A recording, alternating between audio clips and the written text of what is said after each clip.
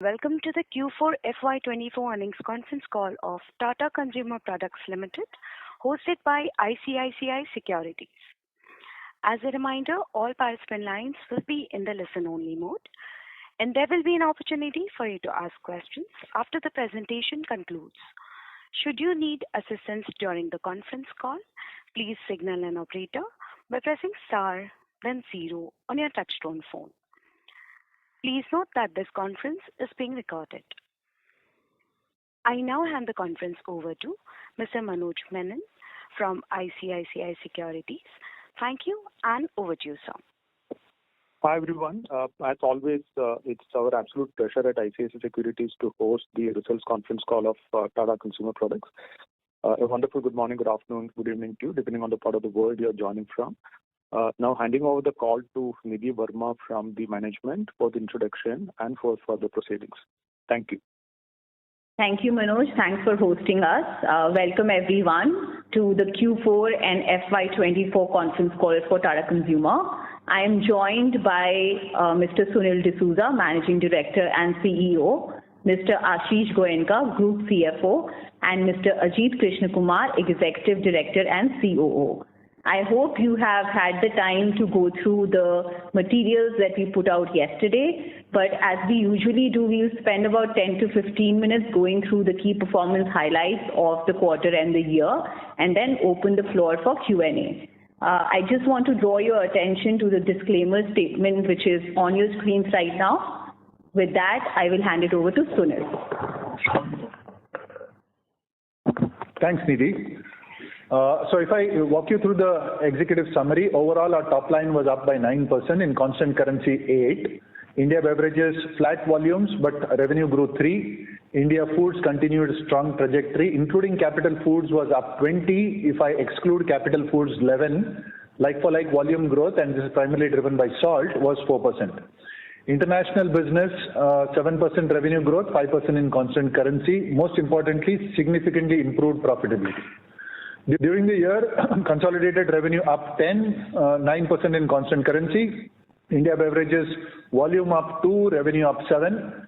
India Foods like-for-like is 15%, including acquisitions was 18%, with a 5% like-for-like volume growth. International business was up 9%, 5% in constant currency.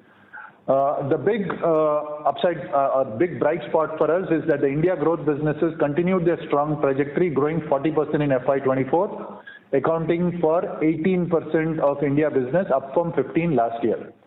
We had a strong improvement in overall profitability, consolidated EBITDA growth of 24% and margin expansion 170 bps to 15.3%. On a MAT basis, the India business saw marginal share loss. That said, quarter on quarter, we are seeing stability/improvement. Salt shares are up to close to 40% right now. Just to recap, when the merger happened, we were at a 30%. They improved by 50 bips on a MAT basis. Innovation to sales ratio up from 3.4 to 5.1. I would say towards the top quartile of the industry now.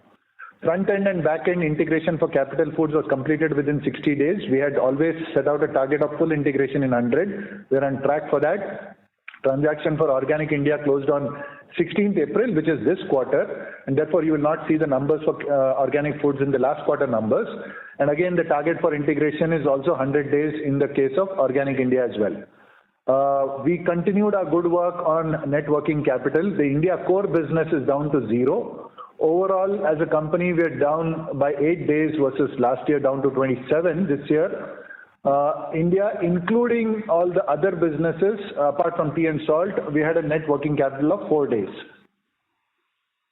In terms of performance for the quarter, I talked about 0 volume growth and 3% revenue for India Beverages.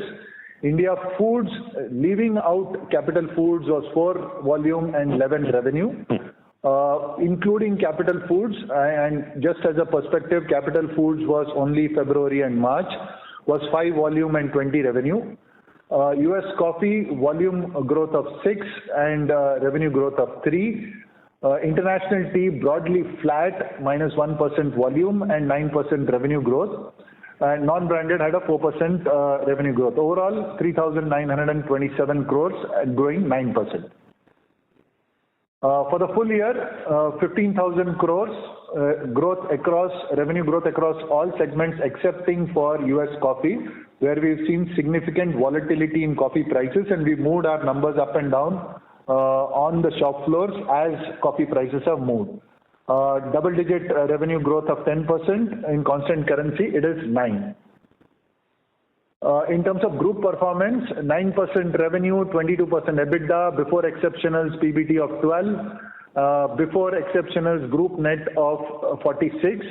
We had exceptional items of 200 plus crores this quarter, because of which the reported group net profit is negative 27. We've used a significant amount of cash for the acquisitions in India, and therefore net cash, while we've been constantly showing you close to 3,000 crores on the books, is now down to 118 crores. In terms of the full year, 10% revenue, 24% EBITDA, 24% PBT, 29% group net, and because of the exceptionals, apart from this quarter about 200, if you remember, we had some significant numbers last quarter, primarily the UK pension numbers, which therefore the group net reported is negative 8. Against the strategic priorities, we're still almost there, still not fully there. We are implementing a split route implementation in all million plus population towns, and a significant amount of 500,000 plus population towns. We are going with 3 routes. Just as a perspective, broadly it is beverages plus organic, it is salt plus sampan and Yumside, and it is soulful plus capital foods. Our significant gap on distribution was in the lower pop strata, and we've had a huge focus on adding distributors in all 50,000 plus towns. We've added roughly 1,300 distributors in the last year in our urban markets.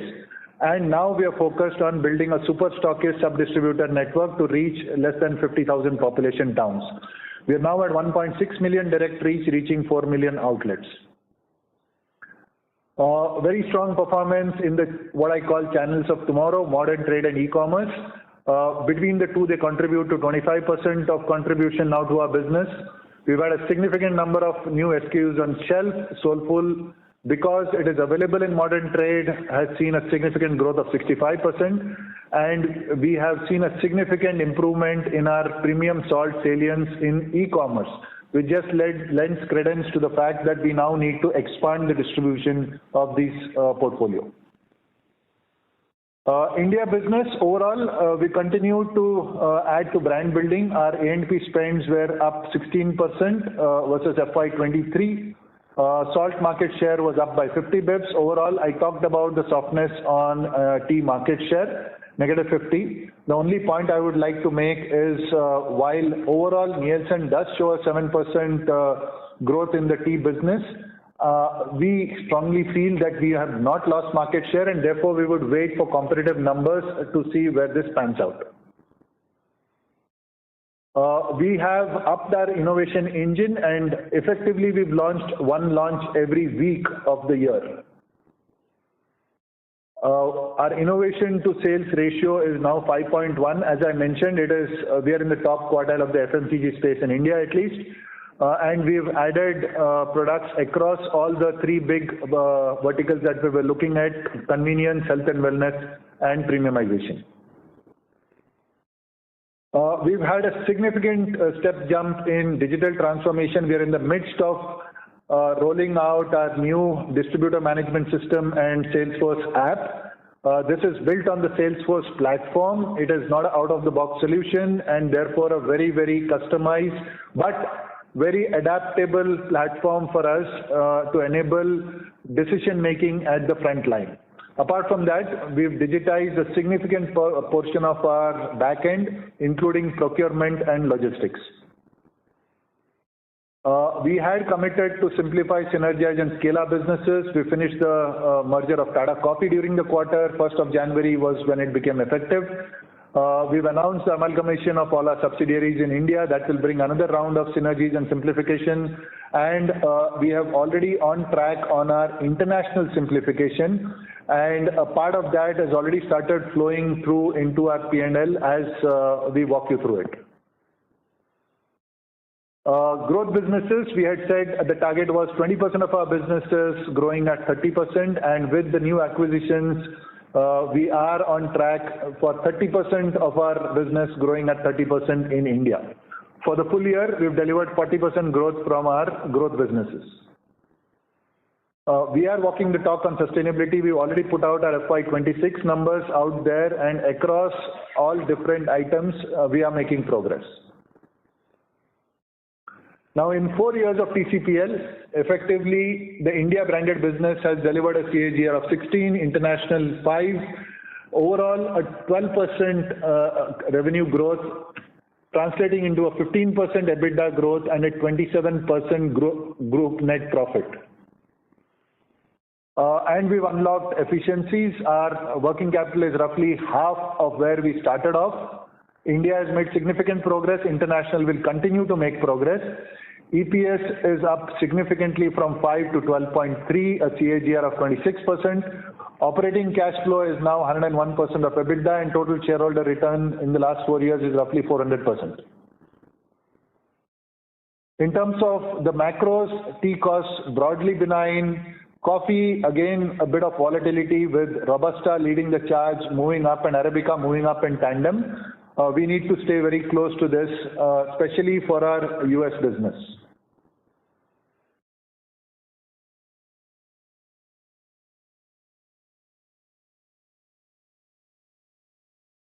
In terms of business performance, overall revenue for India packaged beverages up 2.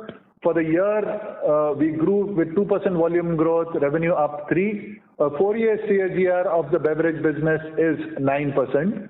The significant part is now 2/3 of our portfolio is in the mass premium to premium segments. Coffee grew strongly, 29% growth for the year, accelerating to 45% for the quarter. Important is also that we continued our leadership, market leadership in the e-com channel. Just another perspective, I think we've not alluded to it earlier. We have incubated a vending business, and now the vending business has crossed the 1,000 machine milestone.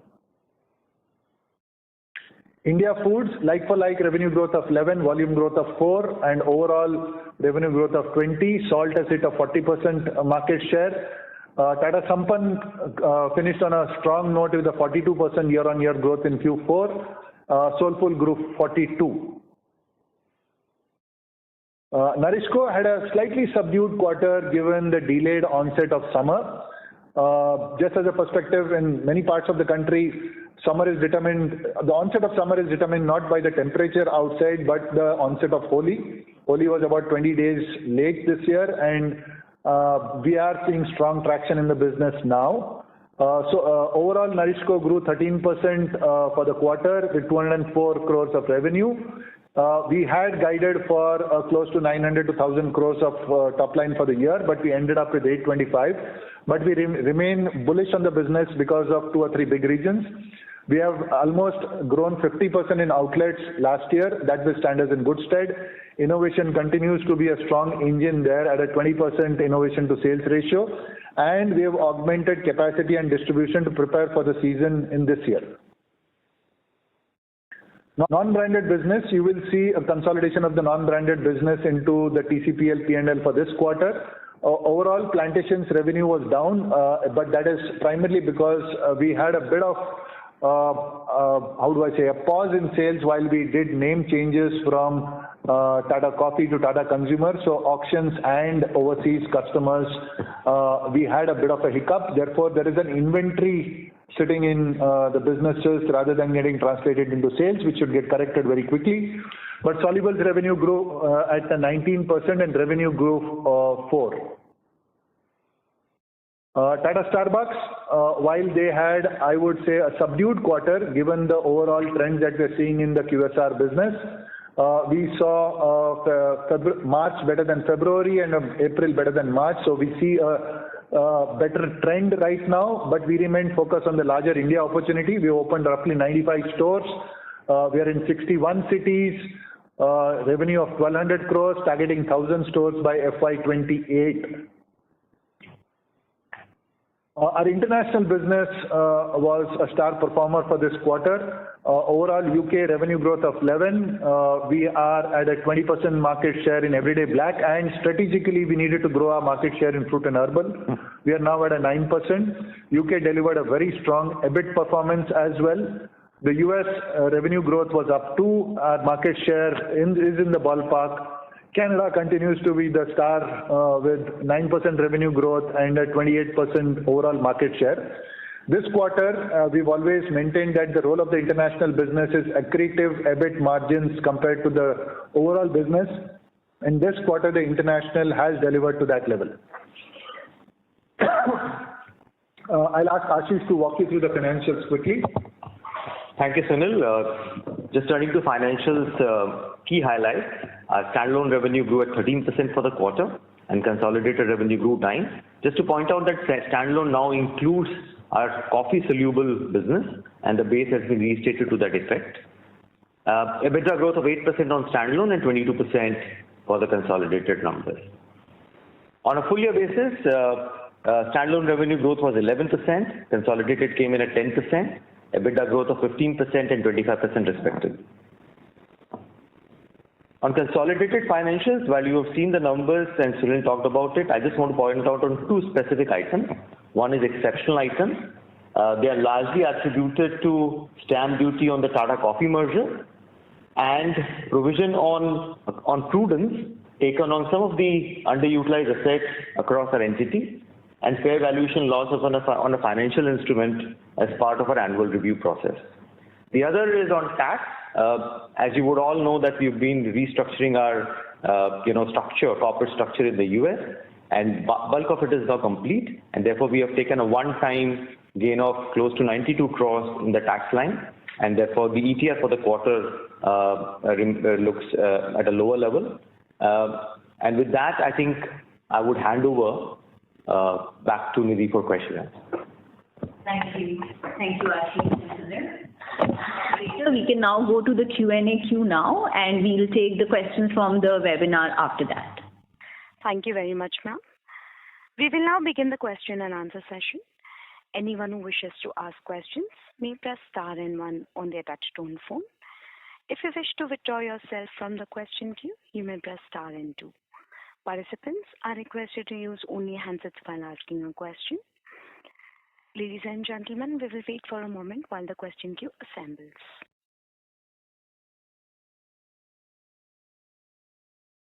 Ladies and gentlemen, in order to ensure that the management will be able to address questions from all participants in the conference, please limit your questions to 2 per participant.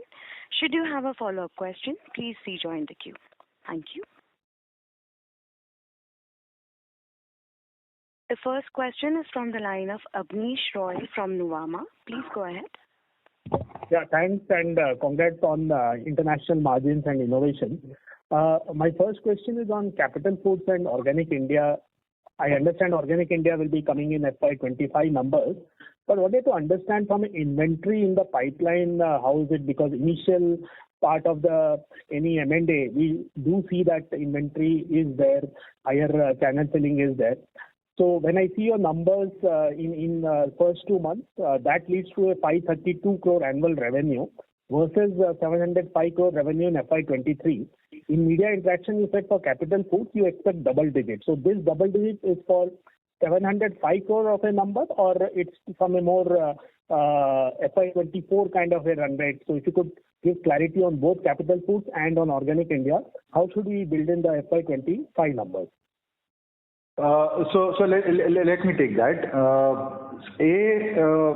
You're absolutely right. When there is transitions, there are adjustments of inventory, etc. Because remember, they had a multi-layered system. They had a set of super stockists, sub-distributors, etc. So Abneesh, in the integration, we've flattened the structure. integrated. So we've taken about 200 distributors from their side. The balance we've integrated with our systems. That's number one. Number two, we've reached to almost 95%. 95% of our distributors have already built Capital Foods, and we are on our way. We are basing our numbers of growth on the 705 to 750 sort of number, and we will work off that base. We are not working on the 500 odd base because we know it is underpegged. We remain extremely confident of our ability to drive the top line given what we are seeing on secondary sales. That's number one. Number two, what we are seeing the response to our integration in the international markets as well. For example, in the US, we moved from 4 distributors to 13 distributors because of their strong connections. A. B. I think the innovation pipeline is very strong, and Ajay being there continued with us, giving us the history and what he's seeing in the future of the business helps actively. In addition, as I said, the most important thing to drive at the front line is all our million plus and 500,000, significant number of 500,000 plus cities. We've got three salesmen at the front end now, with one salesman focusing exclusively on Capital Foods and Soulful, primarily because there is a lot of commonality in the product throughput, A, and B, the type of outlets that they will address. And this will apply even for Organic India, right, in terms of the growth numbers? Yeah, Organic India, we just finished on the 16th of April. We are still working through all the details. Again, there were only 24,000 outlets, so I mean there is a significant amount of headroom to grow out there. Again, we are targeting growth on the, how would I say, normalized run rates for these businesses had they continued alone, and it's not on the short-term adjustments that we will have to do. Sure. My second and last question is on NourishCo. So you have done exceedingly well past 2 years on NourishCo. And you have also given, I think, in the media interaction, a growth expectation of around 30% in FY25. So I want to understand here what are the products or the sub-brands here which are doing really well. And in terms of distribution synergy, is it now largely done in terms of your total universe? So is a good penetration already there? And second related question is, first half, very strong growth in FY24, Q3 it slowed down, and Q4 it slowed down significantly for the entire sector. I understand that. But is the size now becoming an issue? Because FY23, 60% growth, FY24, second half, significant slowdown. Is size also an issue now, given the kind of growth you have seen earlier? So let me answer it in 2-3 ways. Abneesh, I think size, we are far from where we will say that we've become sizable enough that growth rates will slow down.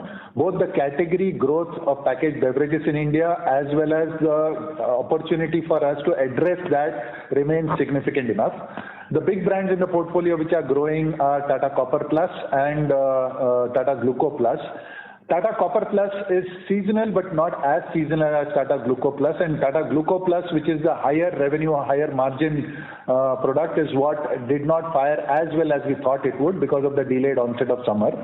In terms of the outlet base, we are now about 950,000 outlets, which is a significant, how do I say, we are significantly behind the rest of the competitors, the large competitors if you look at it. So we've got still a significant portion to run, and we remain confident that we will continue to deliver these growth numbers that we talked about. Till January, we were very confident of hitting the 900 to 1,000.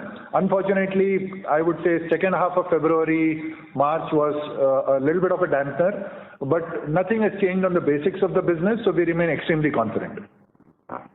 Sure, thanks. That's all from me. Thank you. Thank you. The next question is from the line of Jay Doshi from Kotak. Please go ahead. Yeah. Hi, thanks for the opportunity. First question is a bookkeeping question on Capital Foods in Organic India. What will be the aggregate amortization charge for both the entities and depreciation as well? And what is the ballpark EBITDA that you are sort of building for FY26 for the EPS neutral math? So Jay, in terms of Capital Foods, is going to be around 160 crores for a year. Organic India, we've just closed, as Sunil said, on 16th of April, and we're still working through the financials and PPA. I think we'll be able to convey that number later. Forward-looking EBITDA, I think I will refrain from giving a guidance at this stage. But essentially what we have said is both these businesses will be cash accretive right from this year and EPS overall accounting accretive starting next year, FY26. Will it be EPS accretive or EPS neutral? And is this after factoring in amortization charges? So after factoring in amortization charges, Jay, the way we have built the business case, and if we deliver on that, then of course by year 3, we're likely to become overall accretive. All right, FY27. Yeah, FY27. Correct. Thanks. And a couple of more questions around profitability. First of all, thanks for the disclosures on profitability movement for different businesses. Now, from next year perspective, what is the outlook on profitability for the international business? And I'm talking about the international branded business. We understand the volatility non-branded. And second is, what about the synergies for Tata Coffee at the time of a consolidation merger announcement? You had indicated some cost savings and other synergies. So are you still on track or expecting those to materialize? And if you could quantify that for us again. Let me take that question. We had always maintained that the international EBIT margins should be accretive to the total India portfolio. And starting this quarter, given the UK strong turnaround, I would say, and B, the continued delivery of Canada and improvement in the US. We still got work to do. We expect international to continue to be accretive on EBIT margins going forward. B, overall as a company, I think we've said EBITDA margins, we've delivered 15.3 for whole of last year. Last quarter was 16.1, but we will be improving off the 15.3 number as we go forward. And sorry, on the Tata Coffee merger, yes, we have started realizing the synergies. The integrated organization has already got announced. And therefore, from a cost perspective, we have seen the synergies coming in.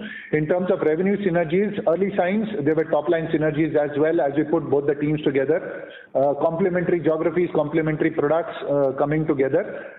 We have started seeing early signs of those synergies coming in, and we do expect to deliver on those commitments. Thank you so much. I'll get back in the queue. Thanks a lot, and good luck for FY25. Thank you. The next question is from the line of Mihir from Nomura. Please go ahead. Hi, so good morning. Thank you for taking my question. So my first question on the tea business, on the tea volumes. How should one think about the tea volumes for the coming year? In fourth quarter, volumes became flat. No sooner the base volumes came back to positive trajectory. And that trend will continue. So can volumes in tea business languish in FY25 or steps are being taken to curtail market share losses? I'll react first to the market share question. As I mentioned, we don't expect that the industry grew by 7% last quarter as reported by Nielsen, and therefore we would wait for competitive data to come out before making a judgment on that. That's number one. Number two, long term, we do expect the India tea business volumes to be about a 5% growth and a couple of points on that on our price mix and revenue growth management numbers. Yes, this quarter was a bit soft compared to what we were seeing as a trend because we had seen volumes coming to a 2 to 3% volume growth. We do expect to see at least a 2 to 4% growth, volume growth numbers, at least in the short term. But in the medium to long term, we do expect tea to come back to a mid-single digit volume growth. Understood, sir. So my second question is on the coffee soluble business. What is the steady state margin, for this business? And given this 22% margin is driven by price increases, can these margins sustain for some more quarters till it gets annualized, or how should one look at the margins for this business at least for the coming few quarters for the year? So again, I would separate out the non-branded margins into two different pieces. There is a coffee solubles and there is a plantation business. Coffee solubles is a pass-through, largely a pass-through number. There might be differences in margins between timing of buying of inventory and selling of inventory, because remember, we are buying coffee from various parts of the world, converting it to extracts or solubles and selling it onwards. So there is an input price also differential, whereas in the plantations, we get the upside of the entire coffee pricing going up. It will remain volatile for some time. We had seen a sort of plateauing of that over the past 3 quarters. But in Q4, again, we've seen Robusta starting to jump up, and in tandem then Arabica jumping up. We would expect volatility at least in the short term on this piece, but we will have to manage the numbers. Now, just as a perspective, overall the non-branded business is just about 10% of our total India revenue. So from that perspective, it is not as significant, but we would expect some road bumps at least in the short term.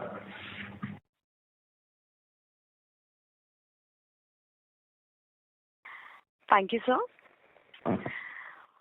We'll take the next question from the line of Sheela Rathi from Morgan Stanley. Please go ahead. Yeah, thanks for taking my question. My first question again was on coffee business.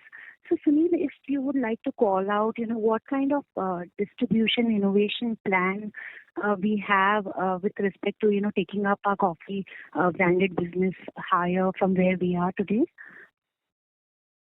So let me say we've got significant opportunity out there. I'll point back to one of the reasons why now we've done a split routes at the front end is primarily because that was becoming the blockage for us to expand our portfolio and expand different SKUs. Coffee did grow 29% for the year and 45% for the quarter, but I think we're still scratching the surface. We've still got a significant amount of runway out there. This year, that remains a focus, especially with A, the innovations that we have planned, B, the amount of media spend that we are putting behind it, and C, between the enabling infrastructure that has been put into place. And what kind of distribution the coffee business would have currently versus, say, our tea business, and if there is any difference here in terms of B2B or B2C strategy? So it's primarily a B2C strategy. We are significantly behind. I think we've got still way to go. In the southern markets is where we had initially focused. There the gaps they're still large, but relatively smaller compared to the rest of the country. We've still got, we're not there by a mile. Thank you, sir. We'll take the next question from the line of Percy Panthaki from IIFL Securities. Please go ahead. Hi, sir. So in the standalone, we've seen some kind of a margin contraction this time. I believe it's because of a higher ad spend, which is purely a phasing issue. So can you just try and quantify that for us? What is the increase in ad spend on a YOY basis as a percentage of sales, so that we can get a better idea of the underlying profit growth for the standalone business? Thanks. So Percy, hi, thanks for the question. We have stepped up our AMP, as Sunil mentioned earlier. It's almost 100 basis point increase over last year. So that's one reason for a bit of underlying numbers on the EBITDA on standalone. The second, of course, is the Capital Foods, which has a marginal impact. As the full synergy benefits come through, we will see this improve. But Capital Foods is not in the standalone, no? It's in the subsidiary, right? Part of it is in the standalone as well. But I think bulk of it is attributed to the AMP increase, which is almost 35% growth versus last year, as I said, 100 basis point improvement. Understood. Secondly, just wanted to understand on NourishCo, what is the total distribution reach that you have right now, and how does that compare to the universe? So the total distribution reach last year was about 650,000 outlets, which we improved to 950,000 this year. So that's about a 50% increase. But I would say we're probably if I take an index to what the universe is there, we're probably at maybe a 15-20% of the universe. But see, long way to go. Understood. And you are growing so rapidly, so are you really just taking market share from the very small, unorganized tail brands, or is it also some amount of market share gain from the larger brands in the packaged drinking water space? So our portfolio is completely different from the big boys, right? I would say in the packaged drinking water, which is Tata Copper Plus, and I'm just taking there'll be a significant amount of market share that we would be taking from other players, as well as taking off from organized players, but unorganized players, sorry. But the larger portion, I would say, is probably coming in from the branded players, right? Now we're the number 5 water brand now in India. Tata Gluco Plus is a cup which is a completely differentiated format. I'm not sure we are taking away from the big boys. There is enough category expansion out there given per capita consumption that we are driving for. And Tata Gluco Plus would be approximately what percentage of your Nourishco turnover?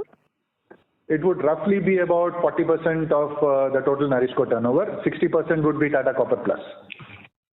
Okay, sir. Okay, that's all from me. Thanks and all the best. Thank you. A reminder to all the participants to kindly limit their questions to 2 per participant. We'll take the next question from the line of Arnab Mitra from Goldman Sachs. Please go ahead. Yeah, hi. My first question again was on the international margins. So we've seen a big step up in the fourth quarter compared to even the last 2 quarters. Was there anything specific this quarter which additionally led to a margin expansion, or this is the full benefit of the changes you've done? And a related question is, this coffee inflation last time did hurt your US margins. Do you anticipate any pressure given the current trend from the coffee prices? So let me answer your second question first. I think last time around we were what's the right term? We were a bit slow on the reaction because we had not expected the pricing to move as fast as it did when coffee prices came down. And our reaction time on the shop floor and converting it into promotions was a bit slower than competitors. And therefore, it was a double whammy. I mean, volumes were soft and we did not get the throughputs.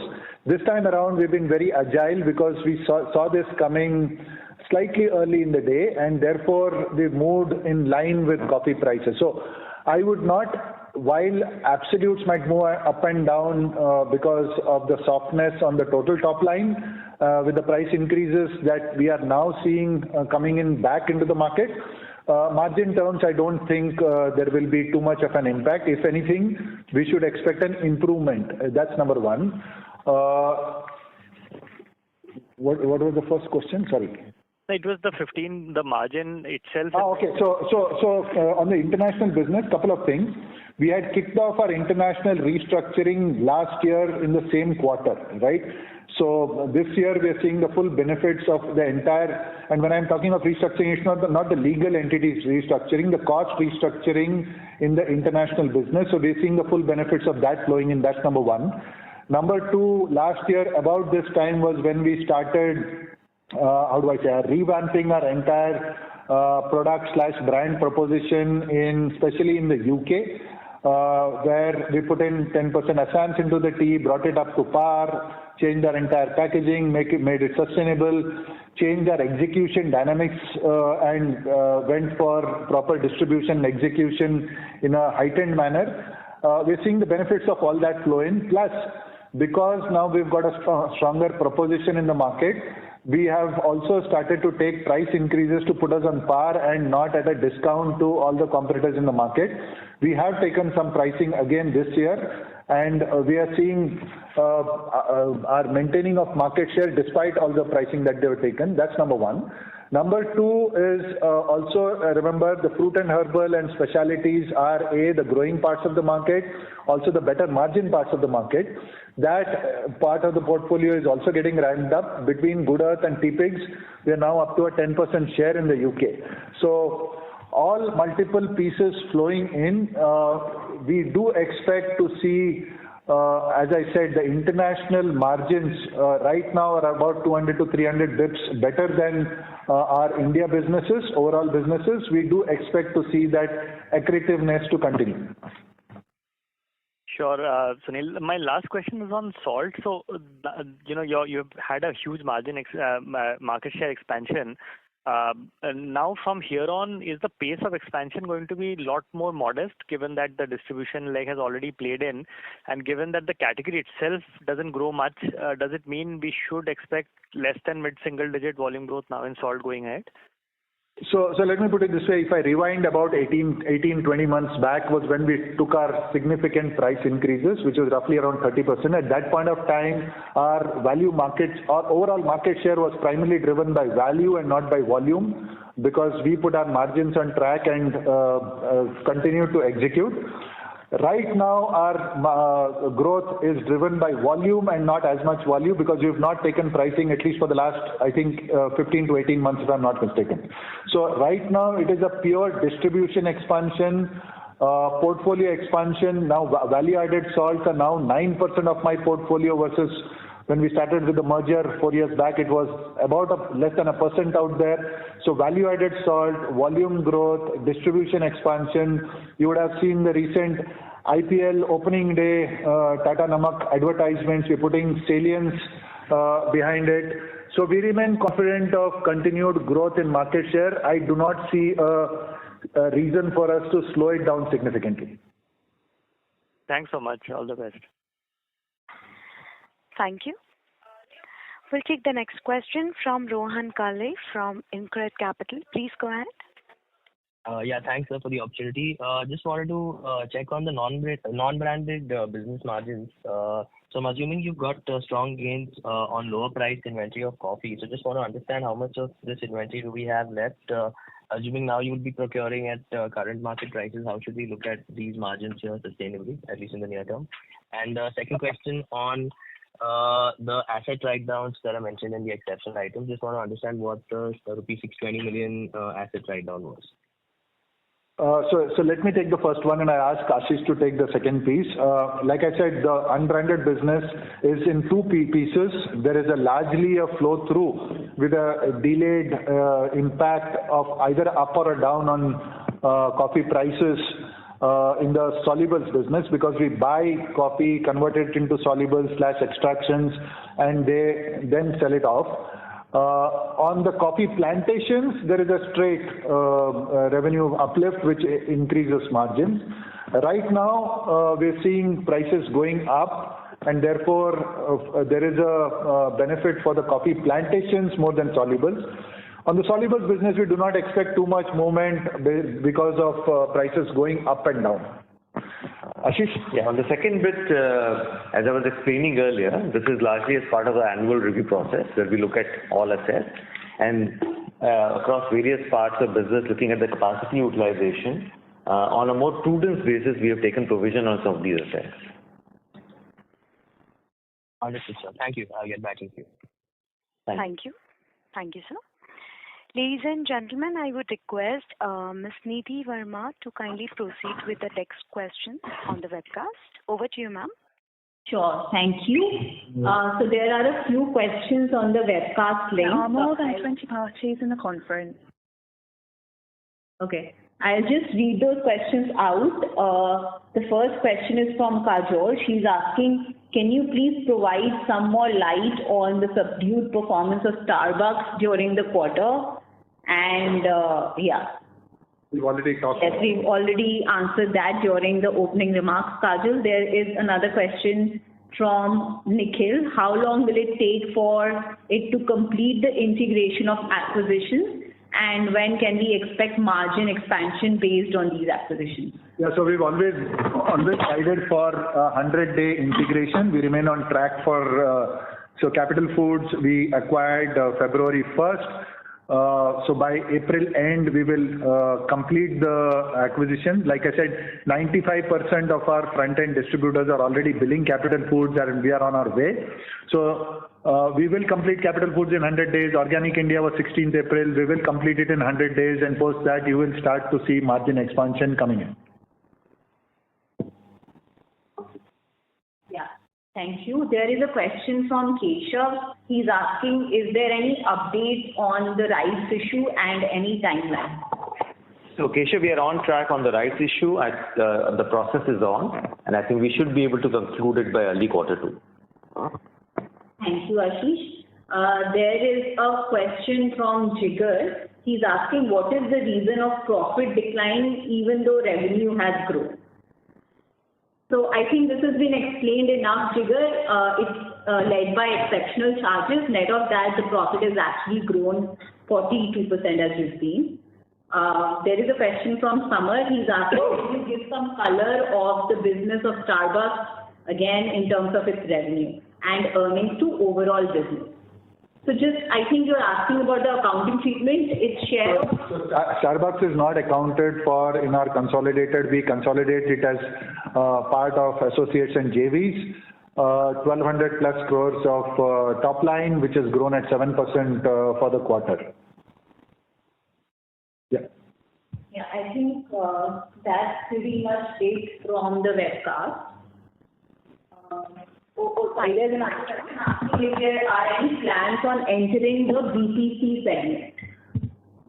So, like I said, we've always said that we want to be a total FMCG company. Right now, we're focused on being a food and beverage company. I think we've shown our intent very clearly to grow organically and inorganically. We do think there is still a runway left there. Once we think we've exhausted the runway out here and we see a bigger opportunity in moving beyond food and beverage, we will definitely look at that.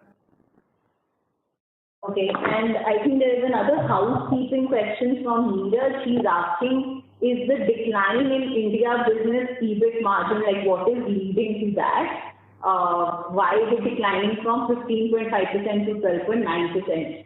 That's his question. It is led by the amortization charge. Neeraj. Yeah. Amortization of capital foods. Yeah. Okay, and there is one question asking what would be the growth strategy for Tata Sampann moving forward. So Tata Sampann, we very clearly said that we want to be a total pantry brand. We've identified very clearly the categories that we want to play in Tata Sampann. Right now we are in pulses, spices, and a variety of other pantry products. As we gain scale and improve both our brand strength and therefore pricing power and our back-end procurement, we continue to improve margins on Sampann. There's a question from Sachin asking, when you say growth businesses will be 30% of consolidated revenue, does it also include Capital Foods and Organic India? Yes, we said before we did this integration, we did this acquisitions, we had said we expect growth businesses to account for 20% of our top line and growing at 30%. Just as I was saying, last quarter we grew at 18.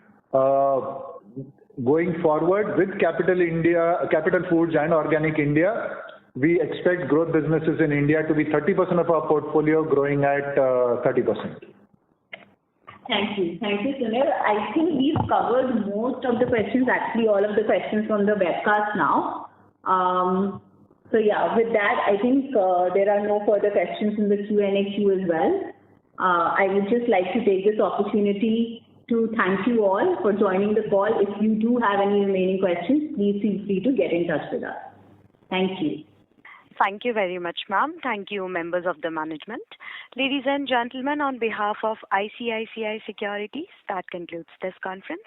We thank you for joining us, and you may now disconnect your lines. Thank you.